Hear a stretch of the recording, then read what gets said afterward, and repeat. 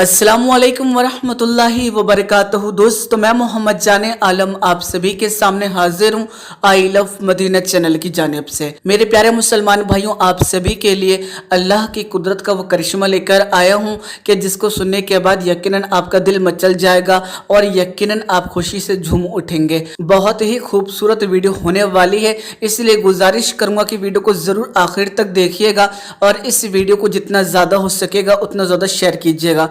अगर आप हमारे YouTube चैनल के ऊपर नए हैं तो हमारे चैनल को सब्सक्राइब कर लीजिए, साथ ही साथ नोटिफिकेशन बेल दबा लीजिए ताकि आपको हर नई वीडियो की नोटिफिकेशन मिल सके। मेरे प्यारे मुसलमान भाइयों, सारी कायनात में अल्लाह ने 18,000 मखलूक को पैदा फरमाया और सभी के सभी मखलूक जो हैं वो अल्लाह की हम्दो सना में लगी हुई हैं। वो लम्हा बराबर भी अल्लाह के जिक्र से महरूम नहीं होते हैं। और मैं आप सभी को बता दूं, उन्हीं 18,000 मखलूक में से इंसान भी हैं। अल्लाह ने इंसान को अशरफुल मखलूकात बताया, यानी तमाम मखलूक में सबसे बेहतर। और आपको बता दूं, इंसान ही वो मखलूक है जो यकीनन सही गलत की पहचान कर सकता है।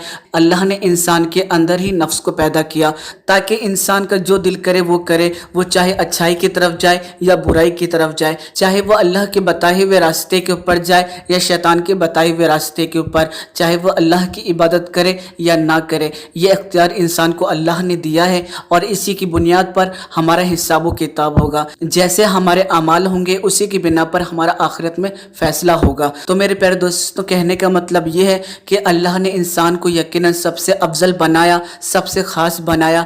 अल्लाह ने इंसान को भी अपनी इबादत के लिए ही पैदा फरमाया है, लेकिन अल्लाह ने जो इख्तियार दिए जिसकी वजह से इंसान जो होते हैं वो अल्लाह की राह को छोड़कर शैतान के रास्ते में आ जाते हैं और अल्लाह की इबादत से महरूम हो जाते हैं और गुनाह में शामिल हो जाते हैं। और शैतान का तो यही काम है कि वो हमें बहका सके ताकि आखिरत में हमारा ठिकाना जहन्नुम हो सके। लेकिन हमें शैतान की बातों में नहीं आना है, क्योंकि अल्लाह ने हमें अकल दी है, शऊर दिया है ताकि हम सही और गलत की पहचान कर सकें। तो मेरे प्यारे दोस्तों, अल्लाह ने हम पर इतना बड़ा एहसान किया कि अल्लाह ने हमें इंसान पैदा किया और इंसान बनाने के बाद हमें मुसलमान बनाया, सही अकीदे में पैदा किया और अल्लाह और उसके रसूल और वलियों का चाहने वाला बनाया। इससे बढ़कर हमें और क्या चाहिए। अल्लाह का शुक्र अदा किया करो, क्योंकि अल्लाह को शुक्र पसंद है। मेरे प्यारे दोस्तों, जैसा कि आप सभी अक्सर ये बात सुनते रहते होंगे कि आज इस कंट्री के अंदर इतने लोगों ने इस्लाम को कबूल किया, इतने लोग मुसलमान हो गए, और ये जो खबरें आती हैं अक्सर वहाँ से आती हैं जहाँ से हमें उम्मीद नहीं होती है।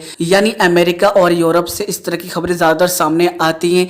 यानी जिन कंट्रियों के अंदर इस्लाम को दबाने की कोशिश की जा रही है उन्हीं कंट्रियों के अंदर मुसलमानों की तादाद बढ़ती जा रही है, ईमान लाने वालों की तादाद बढ़ती जा रही है। और यकीनन ये अल्लाह का बहुत बड़ा करिश्मा है। जहाँ इस्लाम कबूल करने वालों की तादाद बढ़ रही है वहीं इस्लामोफोबिया भी बढ़ रहा है। लेकिन अगर हम बात करें इस्लाम के दुश्मनों की तो वो यकीनन हमेशा से हैं और इस्लाम को दबाने के लिए, इस्लाम को नीचा दिखाने के लिए, इस्लाम को जड़ से ख़त्म करने के लिए तरह तरह की तंजीमें बना रहे हैं, लेकिन बावजूद इसके वो हमेशा नाकाम हो जाते हैं।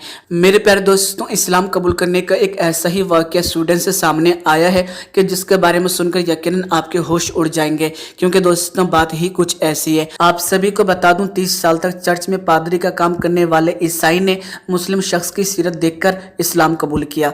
मेरे प्यारे दोस्तों, ये कितनी अच्छी बात है, एक मुसलमान को देखकर एक ईसाई ईमान लेकर आ गया। तो मेरे प्यारे दोस्तों, मुसलमान जो होते हैं वो यकीनन ऐसे ही होते हैं कि उनकी सीरत देखकर, उनके अखलाक को देखकर, उनकी अच्छी बातों को देखकर, उनकी सीरत को देखकर जो गैर मुस्लिम होते हैं वो ईमान लेकर आ जाते हैं। आप खुद सोचिए कि एक आम आदमी को देखने के बाद एक ईसाई पादरी ने 30 सालों बाद जाकर इस्लाम को कबूल कर लिया। तो जब एक आम आदमी की सीरत का यह आलम है तो मेरे प्यारे दोस्तों, नबी पाक हज़रत मोहम्मद मुस्तफ़ा सल्लल्लाहु तआला अलैहि वसल्लम की सीरत का क्या आलम होगा। उनको देखकर कितने ईमान लेकर आते होंगे, हम तसव्वुर भी नहीं कर सकते हैं। तो मैं आप सभी को बता दूं, 75 साल के लीफ ने 30 साल तक स्वीडन के चर्च में एक पादरी के रूप में काम किया। लेकिन आप सभी को बता दूं, 3 साल पहले उन्होंने इस्लाम कबूल करने का फैसला किया और उन्होंने अपना नाम बदल कर अहमद रखा। और मेरे प्यारे दोस्तों, यहाँ तक कि उन्होंने इस्लाम धर्म स्वीकार करने के बाद भी कुछ समय तक पादरी के रूप में काम करना जारी रखा। कहने का मतलब यह है कि इन्होंने ये बात किसी को नहीं बताई कि वो मुसलमान हो चुके हैं, उन्होंने कलमा पढ़ लिया है, वो ईमान लेकर आ गए। हालांकि वो एक पाखंडी की तरह खुद को महसूस कर रहे थे और मोरक्को जाने के लिए सब कुछ छोड़ने का उन्होंने फैसला किया। और आपको बता दूं, उनके जो साथी थे उनको ये बात नहीं मालूम थी कि उन्होंने इस्लाम को कबूल कर लिया है और वो इसी वजह से यहाँ से जाना चाहते हैं। इस बात को लेकर के उनके सहयोगी को ये بات نہیں معلوم تھی، اس لیے وہ ان کو پاگل گھوشت کرنا چاہتے تھے، لیکن میرے پیارے دوستوں وہ اپنے فیصلے کے اوپر اڑے رہے، اور آپ کو بتا دوں انہوں نے اس بات کو مان لیا کہ اللہ ایک ہے اور عیسیٰ علیہ السلام جو ہے وہ ایک پیغمبر ہیں، جس طریقے سے باقی پیغمبر ہیں اللہ نے ان کو بھی بھیجا ہے، اور پیغمبر محمد مصطفیٰ صلی اللہ تعالی علیہ وسلم آخری پیغمبر ہیں۔ تو میرے پیارے دوستوں یقیناً یہ اللہ کا بہت بڑا کرشمہ ہے کہ ایک پادری جو چرچ کے اندر لگاتار 30 سالوں تک کام کر رہا تھا پادری کے روپ میں، لیکن اللہ نے اس کو کس طریقے سے ہدایت دی، یعنی صرف ایک مسلمان کی سیرت کو دیکھ کر وہ مسلمان ہو گئے، ایمان لے کر آ گئے۔ کہیں نہ کہیں یقیناً یہ اللہ کی قدرت ہے، اور اللہ جو چاہے وہ یقیناً کر سکتا ہے، اللہ جسے چاہے ایمان کی دولت سے نواز دے۔ ہم یقیناً بڑے خوش نصیب ہیں کہ اللہ نے ہمیں پیدائشی مسلمان بنایا، یقیناً یہ اس کا احسان ہے۔ اگر ہم کسی اور مذہب کے اندر پیدا ہوتے تو یقیناً نہ جانے ہمارا کیا حشر ہوتا، نہ جانے ہم کس حالت میں ہوتے، لیکن اللہ کا لاکھ لاکھ شکر ہے کہ اس نے ہمیں مسلمان پیدا کیا، اسی لیے اللہ کا شکر ادا کیا کرو، ہر وقت ادا کیا کرو، کیونکہ اللہ کو تمام مخلوقوں میں سے انسان کی جو عبادت ہے وہ سب سے زیادہ، آپ کے اور ہمارے عبادت کرنے سے اللہ کی شان میں کوئی کمی نہیں آئے گی، چاہے ہم عبادت کریں یا نہ کریں، ذرہ برابر بھی یقیناً اللہ کی شان میں کوئی کمی نہیں آ سکتی ہے۔ اگر ہم عبادت کرتے ہیں تو اللہ کی مرضی ہے کہ وہ اس کو قبول کرے نہ کرے، لیکن اگر ہم عبادت کرتے ہیں تو یقیناً اس میں ہمارے بے شمار فائدے ہیں، دنیا و آخرت ہماری سنور جائے گی، کیونکہ آخرت میں پہلا جو سوال کیا جائے گا وہ اللہ کی عبادت کے حوالے سے ہوگا، نماز کے حوالے سے ہوگا، اور اگر ہم نے نماز کی ادائیگی نہیں کی ہوگی تو یقیناً ہمارا جو حشر ہونے والا ہے ہم تصور بھی نہیں کر سکتے ہیں۔ اور نماز تو یقیناً مومن کی معراج ہے، نبی پاک صلی اللہ تعالی علیہ وسلم کی آنکھوں کی ٹھنڈک ہے، لیکن باوجود اس کے ہم اللہ کی عبادت نہیں کرتے ہیں، اللہ کو راضی نہیں کرتے ہیں، اور گناہ کے اندر شامل ہیں، بے شمار ایسے گناہ کرتے ہیں دن میں، لیکن باوجود اس کے بعد میں اس کی معافی نہیں مانگتے ہیں سچے دل سے۔ اس سے یقیناً ہمارا ہی نقصان ہے، اس سے یقیناً کسی اور کا نقصان نہیں ہونے والا ہے۔ میرے پیارے دوستوں ہو سکتا ہے آپ کو یہ بات نہ معلوم ہو، لیکن جس طریقے سے ہم گناہ میں شامل ہو چکے ہیں، ہر لمحہ اللہ کے شان میں گستاخی کرتے ہیں، اللہ کو ناراض کرتے ہیں۔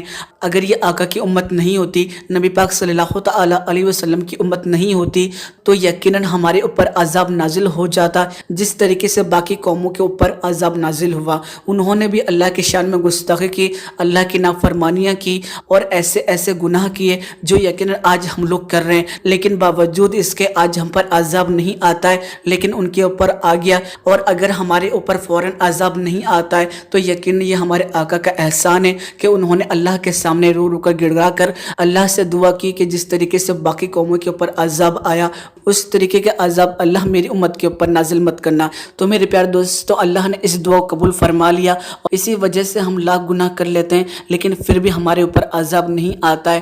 لیکن باقی قوموں کے ساتھ ایسا ہوا ہے کہ جیسے انہوں نے کوئی گناہ کیا فوراً ہی ان کے اوپر عذاب نازل ہو جاتا تھا۔ تو یقیناً اللہ کا شکر ادا کرو کہ اللہ ہمارے اوپر عذاب کو نازل نہیں کرتا ہے، ورنہ جس طریقے کے ہم گناہ کرتے ہیں ہمارا تصور بھی نہیں رہے گا، ہم سوچ بھی نہیں سکتے کہ ہمارے ساتھ کیا کیا جائے گا۔ اسی لیے اللہ کے سامنے ہر وقت ہاتھ پھیلا کر رو رو کر گڑ گڑا کر اللہ سے معافی مانگا کرو، استغفار پڑھا کرو، یہ بہت ہی زیادہ ضروری ہے۔ اگر ہم بنا معافی مانگے دنیا سے چلے گئے تو یقیناً آخرت میں ہمارا ٹھکانہ جہنم کے علاوہ کچھ نہیں ہو سکتا ہے۔ اس لیے اللہ کا احسان مانو کہ اللہ ہم پر فوراً عذاب کو نازل نہیں کرتا ہے، وہ ہمیں بار بار موقع دیتا ہے کہ ہم ایک مرتبہ اللہ کے سامنے رو رو کر گڑ گڑا کر سچے دل سے توبہ کر لیں اور وہ ہمارے سارے گناہ کو معاف کر دے۔ لیکن باوجود اس کے ہم معافی نہیں مانگتے ہیں، جب تک ہماری سانس نہیں رکتی ہے تب تک ہمارے پاس وقت ہے۔ اسی لیے سانس رکنے سے پہلے اللہ کے سامنے رو رو کر گڑ گڑا کر معافی مانگ لو، کیونکہ میرے پیارے دوستوں زندگی کا کوئی پتہ نہیں، اسی لیے ہر لمحہ معافی مانگتے رہا کرو، استغفار پڑھتے رہا کرو۔ تو میرے پیارے دوستوں مجھے امید ہے کہ آپ کو میری بات سمجھ میں آ گئی ہوگی۔ اگر آپ ہمارے مسلمان بھائی ہیں تو اس ویڈیو کو جتنا زیادہ ہو سکے گا اتنا زیادہ شیئر کیجیے گا، فیس بک واٹس ایپ بھائی بہن سے جہاں تک ہو سکے وہاں تک، تاکہ ہر مسلمان بھائی کو اس بارے میں معلوم پڑ سکے اور وہ توبہ کر سکے اور اللہ کے کرشمے کو دیکھ کر یقیناً خوشی کا اظہار کر سکے۔ میرے پیارے دوستوں ویڈیو کے اندر اگر آپ کو ہماری کوئی بھی بات پسند آئی ہوگی تو ویڈیو کو لائک کر دیجیے گا اور اس ویڈیو کو جتنا زیادہ ہو سکے گا اتنا زیادہ شیئر کیجیے گا۔ تو جانے سے پہلے گزارش کروں گا کہ اگر اب تک آپ نے ہمارے یوٹیوب چینل کو سبسکرائب نہیں کیا ہے، چینل کو سبسکرائب کر لیجیے، ساتھ ہی ساتھ نوٹیفیکیشن بیل دبا لیجیے تاکہ آپ کو ہر نئی ویڈیو کی نوٹیفیکیشن مل سکے۔ چلیے دوستوں میں پھر ملوں گا، اچھے اور پیارے ویڈیو کے ساتھ اپنا خیال رکھیے گا، خوشی رہے گا، جب تک کے لیے اللہ حافظ۔